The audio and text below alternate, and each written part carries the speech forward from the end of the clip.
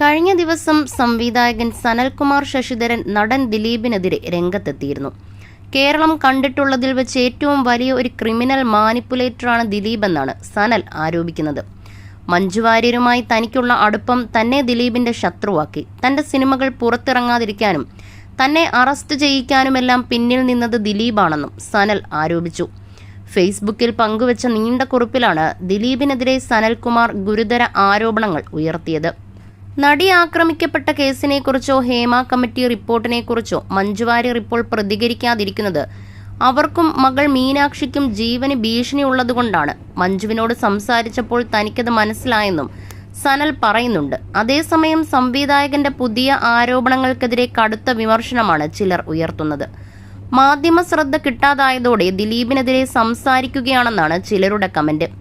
ദിലീപിനെതിരെ സംസാരിച്ചാൽ മഞ്ജുവിന്റെ പിന്തുണ കിട്ടുമെന്നതുകൊണ്ടാണോ ഇത്തരത്തിൽ ആരോപണം ഉയർത്തുന്നതെന്നും ചിലർ ചോദിക്കുന്നു. സനൽ മാനസികാരോഗ്യത്തിന് ചികിത്സ തേടണമെന്നാണ് മറ്റ് ചിലരുടെ കമന്റ്. താങ്കൾ ഒരു നല്ല സൈക്യാട്രിസ്റ്റിനെ കാണുക, അയാളുടെ ഉപദേശപ്രകാരം മുടങ്ങാതെ മരുന്ന് കഴിക്കുക. സിനിമയൊന്നും താങ്കൾക്ക് പറഞ്ഞിട്ടുള്ള മേഖലയല്ല. മലയാള സിനിമയിൽ ഒന്നുമല്ലാത്ത താങ്കൾക്ക് എല്ലാവരും എന്നെ അപായപ്പെടുത്താൻ വരുന്നേ എന്ന് തോന്നുന്നുവെങ്കിൽ അത് മാനസിക വിഭ്രാന്തി മൂലമാണ്. എന്തെങ്കിലും ജോലിയെടുത്ത് മര്യാദയ്ക്ക് ജീവിക്കുക, രക്ഷപ്പെടും. അല്ലെങ്കിൽ അധോഗതിയായിരിക്കും. ചാനലുകളിൽ 100 തവണ ആവർത്തിച്ചു വന്ന കേരളത്തിലെ ഏത് കുഞ്ഞുങ്ങൾക്കും പോലും അറിയാവുന്ന പൾസർ സുനിയും ബാലചന്ദ്രകുമാറുമൊക്കെ നിരവധി തവണ ഛർദിച്ച ആ അപസർപ്പക കഥകൾക്കപ്പുറത്തല്ലാതെ മറ്റെന്താണ് ഫ്രോഡ് കുമാറെ ഈ പോസ്റ്റിലുള്ളത്?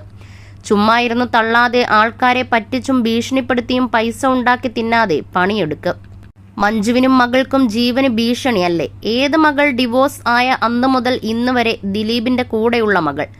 നല്ല മൊയന്തൻ ആണല്ലോ നീ. ഇനി നമ്മളാരും അറിയാത്ത വേറെ മകളുണ്ടോ മഞ്ജുവിന്? പോയി വല്ല പണിയെടുത്ത് ജീവിക്കടോ. ഇത്രയും നാൾ മഞ്ജുവായിരുന്നു, ആരും ശ്രദ്ധിക്കുന്നില്ല എന്ന് വന്നപ്പോൾ ദിലീപായി. ഇനിയും നിങ്ങളുടെ പോസ്റ്റിന് റീച്ച് കിട്ടും. ഇങ്ങനെ പോകുന്നു കമന്റുകൾ. മുൻപ് മഞ്ജു വാര്യരുമായി ബന്ധപ്പെടുത്തി നിരവധി കുറിപ്പുകൾ സനൽകുമാർ പങ്കിട്ടതിന് പിന്നാലെ നടി സനലിനെതിരെ കേസ് കൊടുത്തിരുന്നു. കേസിൽ സനൽ അറസ്റ്റിലാവുകയും ചെയ്തു. എന്നാൽ മഞ്ജു തനിക്കെതിരെ കേസ് കൊടുക്കില്ലെന്നും പരാതിയിൽ മറ്റാരോ ആണ് ഒപ്പിട്ടിരിക്കുന്നതെന്നുമായിരുന്നു സനൽ ആരോപിച്ചത്.